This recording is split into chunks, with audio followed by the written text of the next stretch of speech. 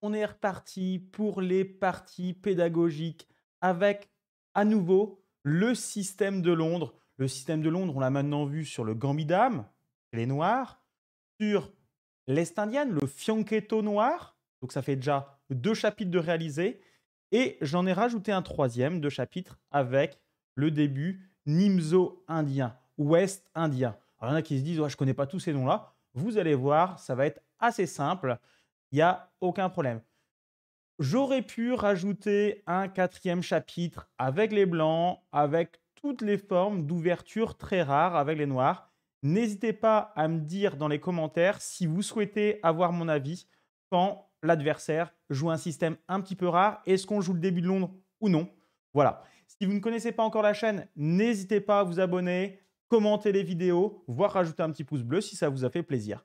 Voilà, allez, on est parti directement pour la partie pédagogique, début de Londres, D4, cavalier F6 ou D5. Et on fait toujours ce fou F4. Ok, pas de souci. La partie pédagogique que j'ai sélectionnée aujourd'hui, c'est le joueur français qui a joué le plus de début de Londres à ma connaissance. Le joueur français, en tout cas, le plus connu avec son début de Londres. Il s'agit d'Éric Prier. Éric Prier, c'était un joueur redoutable des années 90-2000. Pourquoi redoutable? Grand maître international, champion de France. Moi, je l'ai connu en équipe de France des jeunes, quand j'en faisais partie, quand j'avais 18 et 20 ans, puisqu'il m'a accompagné au championnat du monde. Et du coup, il était très, très connu pour ses connaissances sur le début de Londres et sur la Scandinave aussi, avec les Noirs. Et maintenant, j'ai choisi une de ces parties pour illustrer le système Nimzo indien. Qu'est-ce que c'est? En fait, l'adversaire va jouer avec cavalier F6, E6, qui est une structure assez connue aux échecs, qui peut permettre lors des gambits dames classiques C4, cavalier C3 avec les blancs, de jouer fou B4, qui permet un contrôle indirect du centre, puisqu'on contrôle bien cette case-là. Les blancs ne peuvent pas faire E4, puisqu'il y a un gros clouage. Voilà ce qu'est le début Nimzo indien. La Ouest indienne, j'en ai parlé, c'est un système comme celui-ci, avec toujours cavalier F6 et E6, et on va rajouter un fianchetto avec B6, fou B7. Ouest indienne, fianchetto de ce côté-là, avec le fou en B7. Est indienne, c'est G6, fou G7. Je l'ai déjà traité dans mon dernier chapitre sur le début de Londres. Alors, on est parti. Début de Londres, qu'est-ce qu'on joue dans ces cas-là? E3. À noter, et ça, vous pouvez vous en apercevoir assez facilement, je pense, que si les Noirs décident à ce moment-là de jouer D5, on retombe dans le premier chapitre que j'ai travaillé avec vous, en partie pédago, c'est le chapitre du Gambit dame. Ok, jusque-là, rien de neuf au soleil. C5, c'est là encore un coup logique pour faire pression sur votre centre. Et la réaction maintenant que vous connaissez dans le début de Londres, je joue C3 et je suis stable au centre. Pas de problème là-dessus. Normalement, devrait suivre dans ce système tradi le développement classique recommandé. Voilà, il n'y a pas de surprise.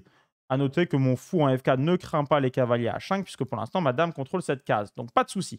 C'est quand même un élément important dont on va reparler. B6. B6, c'est le développement Nimzo indien ou Ouest indien avec fou B7.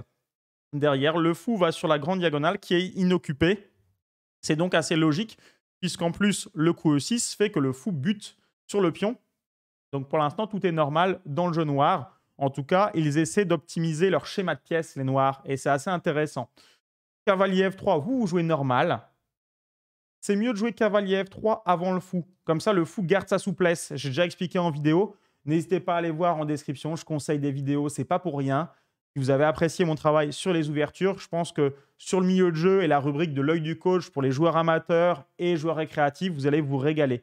Alors, fou B7, coup normal.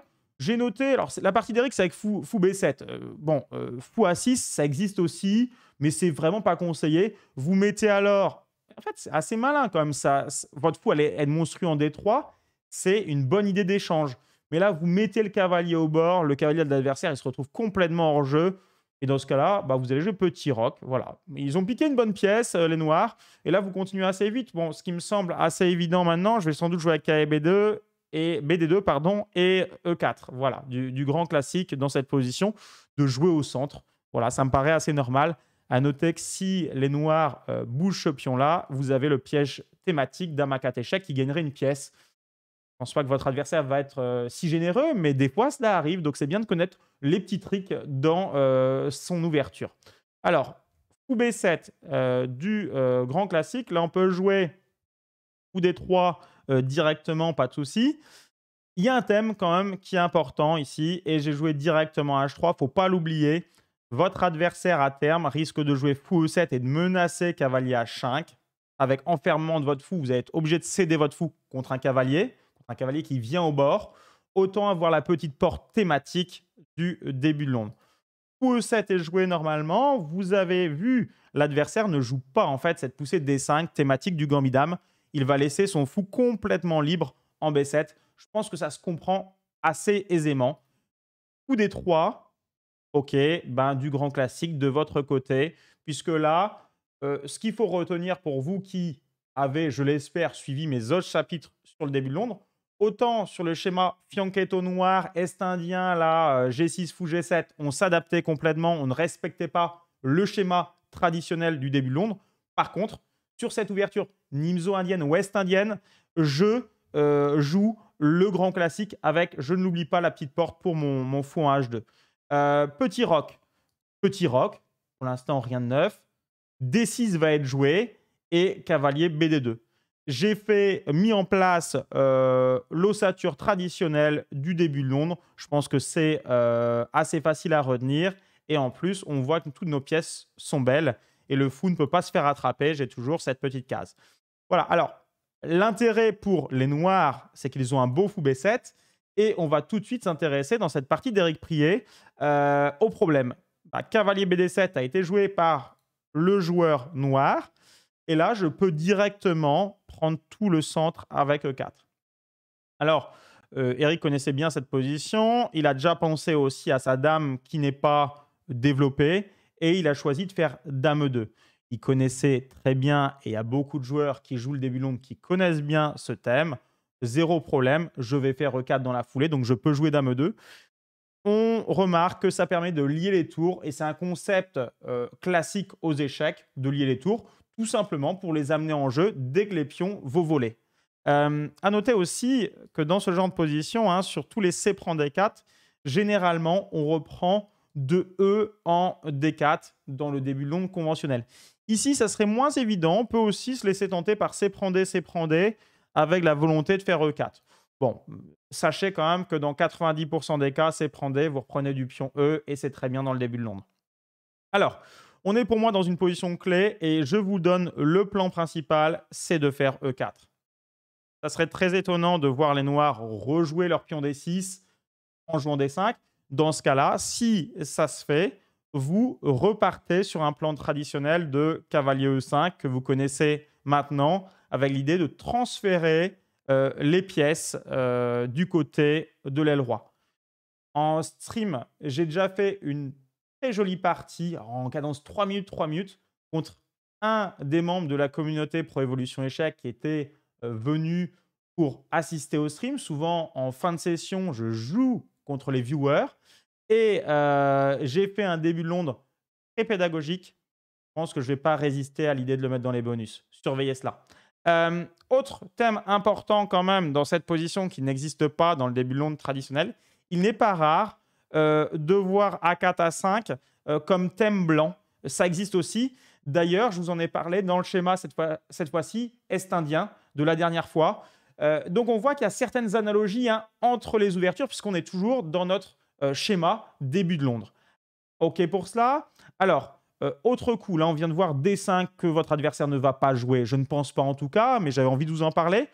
Cavalier D5 qui gêne votre fou, ben vous l'enlevez votre fou et après vous faites E4. Donc pour moi, ce n'est pas un coup non plus, c'est pas gênant. Alors dans cette partie, il y avait eu Dame C7. Voilà, Dame C7. Voilà, c'est assez esthétique ce que font les noirs. Ça ressemble un peu au format hérisson. Ils jouent sur 3 rangées plutôt, mais ils sont très solides. Ils contrôlent bien le centre avec le petit centre comme ça. Et ben, nous, on est content pour eux. Ils ont un petit centre. Ben, on joue E4 et je constate qu'on a un gros centre. Voilà. Alors, l'idée essentielle de la position, ça serait à terme de faire un E5 et de commencer à guetter les idées d'attaque avec les pièces qui pourraient s'amener sur le roi noir. Je dis souvent du monde à la fête. Voilà ce qu'il faut savoir. Alors, qu'est-ce qu'il y a à connaître avant d'attaquer véritablement la partie? Je peux vous citer le coup E5 que j'ai déjà vu. Les noirs prennent les devants en choisissant E5 pour casser le centre. Mais la problématique, bah, c'est que je peux prendre. Alors pour l'instant, on a l'impression que ça équilibre le centre. Je reprends encore une fois et regardez ce qui va se passer. Dès prend E, je ramène mon fou en retrait, soit en G3, soit en H2. En G3, il est un peu plus souple humainement. Il peut éventuellement aller en H4. Et en fait, cette position, stratégiquement, elle est connue pour être extrêmement difficile pour les noirs. Alors non, ça ne choque pas les joueurs amateurs, mais je peux vous dire qu'il y a un plan connu ici qui est extrêmement dur à gérer. C'est le fait de faire A4. Ça évitera B5. Ensuite, je joue mon cavalier en C4. Bon, je peux le jouer directement parce que pour l'instant, ça attaque E5. Mais surtout, et c'est là où je veux en venir, il y a deux cases très fortes qu'on appelle les cases d'avant-poste pour le cavalier en D5 et F5. Et je peux vous dire que je vais aller les chercher, ces cases-là. Bon, on voit que c'est déjà terrible cette position. En tout cas, c'est connu pour être avantage blanc. Que les noirs sont un peu coincés dans cette position. Moi, j'ai des cases fortes sur lesquelles je vais pouvoir faire glisser mon cavalier. Normalement, vous allez prendre un petit avantage dans cette position. Ensuite, une partie de joueurs professionnels. Là, j'avais sélectionné la partie entre Adams et Kamsky. Kamsky, c'est peut-être un des meilleurs joueurs mondiaux à avoir joué très régulièrement le début de Londres. Gata Kamsky, il est connu pour cela. Dans les années 90, il faisait le tournoi des candidats. C'était un des adversaires de Karpov, Kasparov, mais il a choisi aussi d'être médecin. Bref, il avait un peu tout pour lui, cet homme-là. Et il jouait le début de Londres. Et quand il a repris sa carrière aussi de joueur, pareil, début de Londres. On sait tous que Magnus Carlsen a joué le début de Londres. Pas de problème. Par contre, il le joue vraiment de façon récréative, ce début.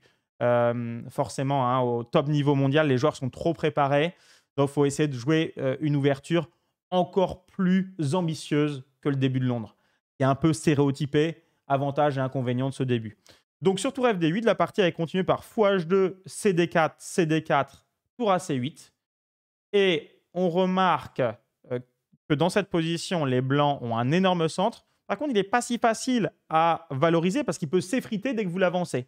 Et bien là, vous avez encore le plan que j'indiquais tout à l'heure, et c'est pour ça que j'ai sélectionné cette partie. On peut vouloir encore plus dans cette position.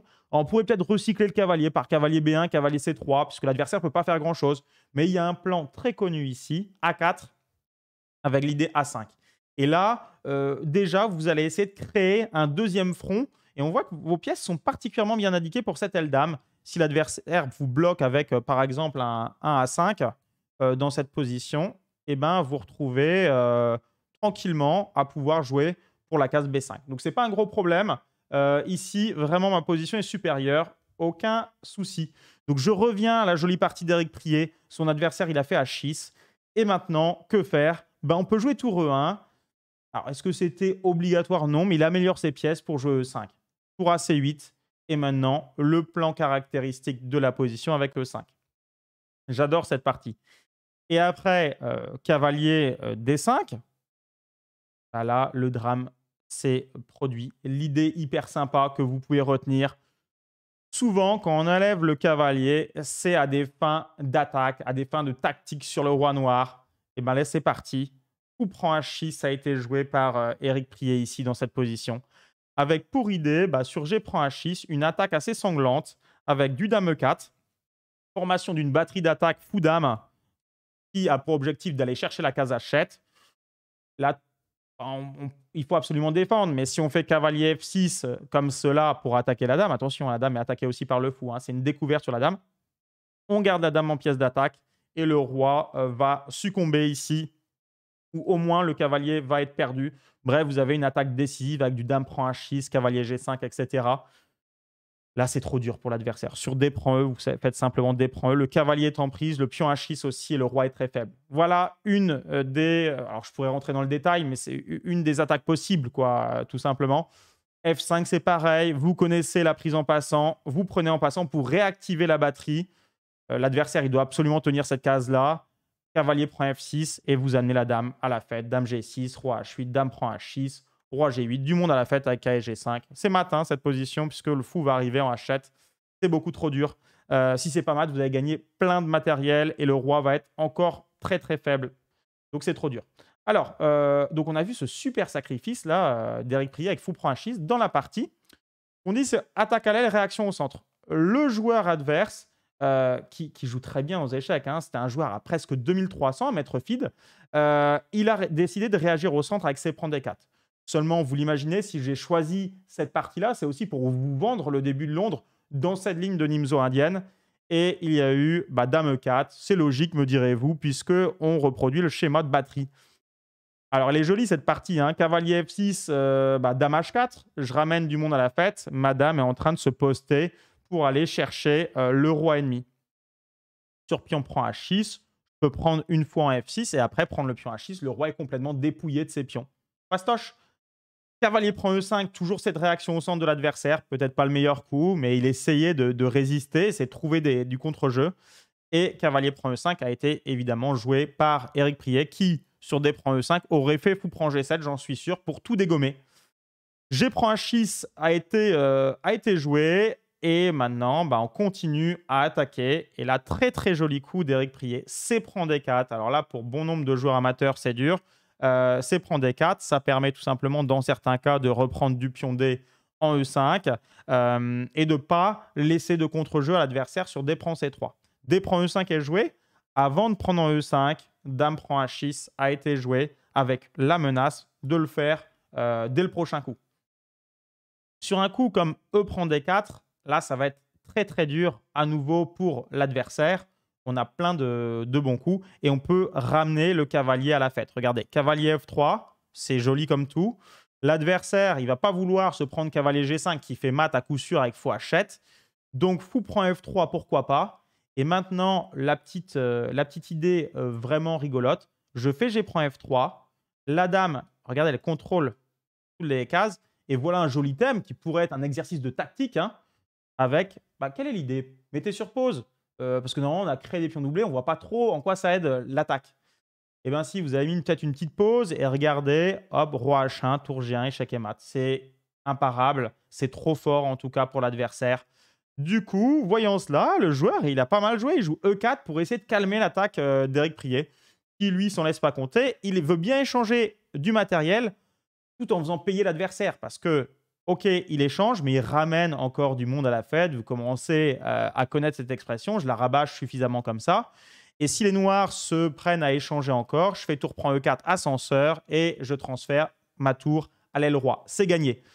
Du coup, tour FD8, ça laisse un petit peu de marge au roi. Ça permet un fou F8 éventuel. Tour AD1, toujours cette idée d'ascenseur. Protection du pion D4, tour D3 possible. Très intéressant. F8 ne marche toujours pas, il y a Dame prend F6. Le joueur a tenté tour D5 ici, et c'est la fin de partie. Et après, fou prend D5. Il s'est un petit peu trompé, le joueur. Il voulait anéantir l'attaque. Cavalier prend D5. Et il a raté un ascenseur. C'est l'ascenseur avec tour E4. Je pense qu'il avait plutôt prévu tour D3, et peut-être qu'on peut tenir avec fou F8. Mais vraiment, tour E4, c'est trop fort. C'est vraiment hyper embêtant. Pourquoi il y a une différence entre les deux? Si vous regardez bien, tour D3, fou F8 marche parce que sur tour G3, il y aura dame prend G3, sacrifice de dame parce que votre dame est en l'air. Par contre, si vous faites le coup d'Éric Priet qui est grand maître dans cette position tour E4, sur fou F8, je joue tour G4 et c'est échec et mat au prochain coup puisque la dame ne peut pas se sacrifier. Il y aura fou G7, dame prend. Voilà une sorte de miniature. Bon, on est à 24 coups, on est un peu plus gros qu'une miniature, mais c'est une partie très expéditive, vous pourrez le reconnaître. L'adversaire s'est battu encore un petit peu, mais après F5, Dame prend E6, il a déposé les armes. Roi G7, Dame prend F5, et il y a des menaces trop fortes de mat de l'escalier. Le coup cavalier F6 n'est pas gênant, tour prend E7, qui gagne une pièce, puisque la tour C8 reste en l'air. Voilà, l'adversaire n'a pas attendu cela, il a abandonné sur Dame prend F5, il a vu que son roi était mort, et il accuse aussi un retard matériel colossal, puisqu'il a 3 pions de moins, le roi dépouillé. Bref, une énorme partie d'Éric Priet que je vous ai sélectionné parce que c'est un des pontes du début de Londres. Sachez quand même que c'est énormément joué ce début de Londres à niveau amateur. Si j'ai choisi cette ouverture, c'est parce que je pense que vous pouvez vous l'approprier. Par contre, il faudra jouer des parties de votre côté et travailler les vidéos, voir d'autres vidéos, voir d'autres supports comme des livres. Mais les vidéos que je propose, elles sont sur des formats relativement courts. Donc, j'estime qu'elles sont abordables et faciles à digérer de votre côté. Sur ce, je vous dis à très bientôt sur la chaîne Pro Évolution Échec. N'hésitez pas à me faire vos demandes par commentaire. Allez, salut, bye bye.